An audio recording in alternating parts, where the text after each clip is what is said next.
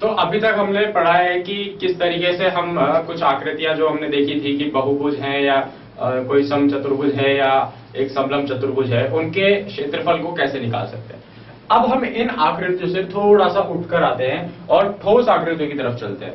देखिए, ठोस आकृतियां क्या होती है कि ऐसी आकृति जिसे आप पकड़ सको। अभी आपने जो बहुभुज बनाया था या आपने कोई चतुर्भुज बनाया था, क्या आप उसको पकड़ के उठा सकते थे?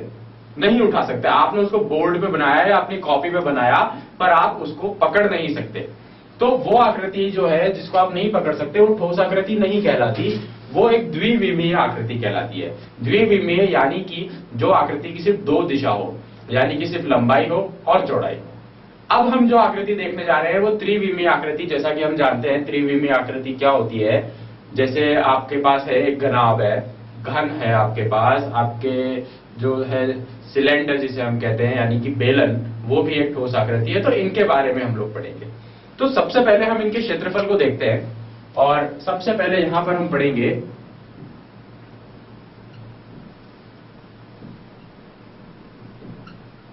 घन व घनाभ का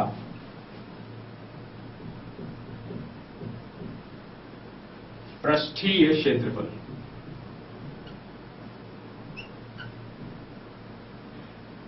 अब देखिए, यहां पर हमने क्षेत्रफल लिखने से पहले एक पृष्ठीय शब्द का इस्तेमाल किया है। तो अब बात यह आती है कि हम इसमें पृष्ठीय शब्द का इस्तेमाल क्यों करते हैं, खाली क्षेत्रफल क्यों नहीं लिखते? क्योंकि आप जब एक ठोस आकृति लेते हैं, जैसे कि ये एक ठोस आकृति है, अब इस ठोस आकृति का जब आप क्षेत्रफल निकालना चाहेंगे तो ये ऊपर इसकी एक जगह हो गई, उसका एक पृष्ठ हो गया। इसी तरीके से यहां एक पृष्ठ है, इधर इस तरफ इधर, ये इसके पृष्ठ है। तो सिर्फ इन जगहों का क्षेत्रफल हम लोग निकालते हैं, बाकी अंदर क्या है उससे हमें अभी मतलब नहीं है, या और कुछ भी चीज नहीं हो सकती इसमें, क्योंकि बस इसके ऊपर ऊपर जो कवर हमें दिख रहा है उसी जगह को तो आप पेंट कर सकते हो, उसके अंदर घुसकर तो आप पेंट नहीं कर सकते। ठीक है, तो जो चीज हमें दिख रही है, जिसको हम कवर कर सकते हैं, वही क्षेत्रफल होता है।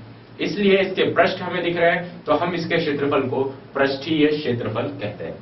अब हम बात करते हैं एक घनाभ की आकृति की। सबसे पहले तो हम यहां पर एक घनाभ की आकृति बना लेते हैं।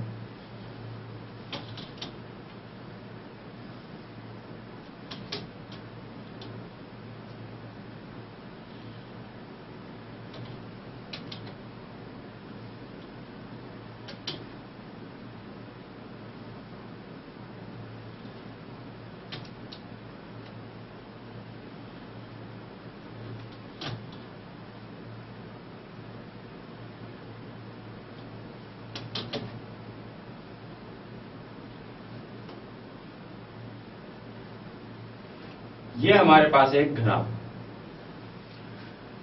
अब इस घनाभ की आकृति को देखिए, ये एक वैसे ठोस आकृति है जिसको हम एक्चुअली तो बना नहीं सकते 2D में यानी कि द्विविमीय में, लेकिन फिर भी हम इसको एक बनाकर यहाँ पर इसका एक रफ डायग्राम देखते हैं। वरना अगर हमें घनाभ देखना हो तो हमें बिल्कुल इस तरीके की कोई आकृति देखनी होगी जिसके एक यहाँ पर इधर आमने सामने पृष्ठ होते हैं। अब आप इस घनाभ की आकृति को देखें तो इसमें ऊपर एक आपको आयत दिखाई देगा, नीचे एक आयत दिखाई देगा। इस तरफ एक आयत है, एक इस तरफ आयत है, एक यहां आयत है और एक पीछे की तरफ आयत है। तो इस तरीके से यहां पर इसके आयत होते हैं।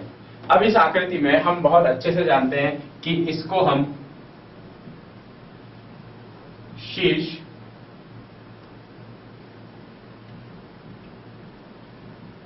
इसको किनारा व इनको फलक कहते हैं।